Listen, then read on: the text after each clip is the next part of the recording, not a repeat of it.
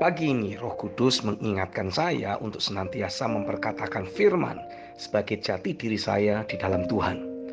Yang pertama, saya adalah kemah Allah. Dari dalam batin saya terpancar aliran-aliran air hidup. Bukan hanya semata kaki, melainkan menjadi sungai yang besar. Ini adalah jati diriku di dalam Tuhan.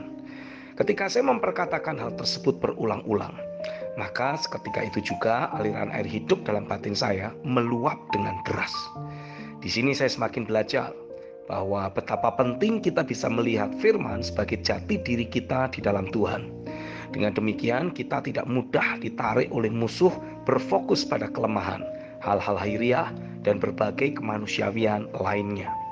Mata kita dapat tetap terfokus pada kebenaran. Kita tidak bisa dibendung dan disumbat.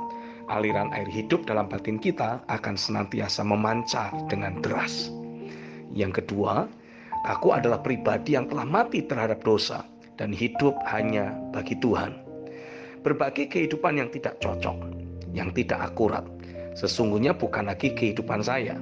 Saya tidak cocok lagi ada di sana, karena saya sudah mati. Jadi saya tidak bisa merasakan kenikmatan hidup yang tidak akurat.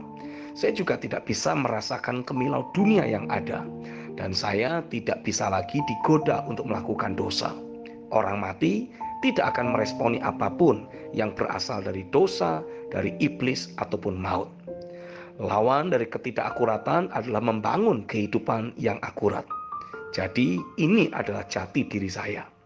Saya adalah pribadi yang terbangun akurat oleh karena pekerjaan roh dan firman dalam segala aspek kehidupan saya. Fokus saya hanyalah menjadi pelaku firman dan hidup hanya bagi Allah. Yang ketiga, saya adalah pribadi yang mencintai Tuhan dengan segenap hati, jiwa, dan kekuatan. Mendeklarasikan hal ini membuat hati saya terus dimurnikan, bahwa apapun yang saya lakukan semata-mata karena saya mencintai Tuhan. Tidak boleh ada motivasi apapun yang lain. Ini harus menjadi inti motivasi, dasar berpikir dan sikap hati yang tidak boleh diganggu-gugat. Mencintai Tuhan adalah merupakan jati diri saya yang sesungguhnya. Itu adalah saya. Apapun saya lakukan karena Dia telah memberikan kasih-Nya kepada saya. Ketika saya doa di pagi hari, bukan karena saya ingin mengalirkan aliran air hidup, bukan. Tapi karena saya memang mencintai Tuhan. Bukan juga karena saya ingin menikmati kedamaian dari realita Tuhan. Bukan. Melainkan karena saya mencintai Tuhan. Hanya satu saja motivasinya. Karena saya mencintai Tuhan. Saya rasa sungguh Tuhan sedang berfokus kepada saya akan hal ini. Karena hati yang mencintai Tuhan adalah kualitas hati terbaik yang akan membuat hidup saya terus memperkenan hati Tuhan dan semakin berdampak. Ini harus dijagai dengan segenap hati, jiwa, dan kekuatan. Kitab Ulangan pasal 6 ayat yang kelima mencatat, kasihilah Tuhan Allahmu dengan segenap hatimu dan dengan segenap jiwamu dan dengan segenap kekuatanmu. Lalu dalam Amsal pasal 4 ayat yang ke-23, Alkitab mencatat, jagalah hatimu dengan segala kewaspadaan, karena dari situlah terpancar kehidupan.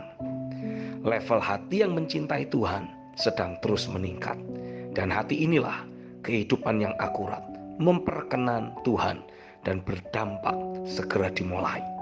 Apapun yang kita lakukan karena berdasarkan hati yang mencintai Tuhan akan selalu memposisikan diri kita menjadi orang yang berfungsi sebagai garam dan terang dunia. Amin.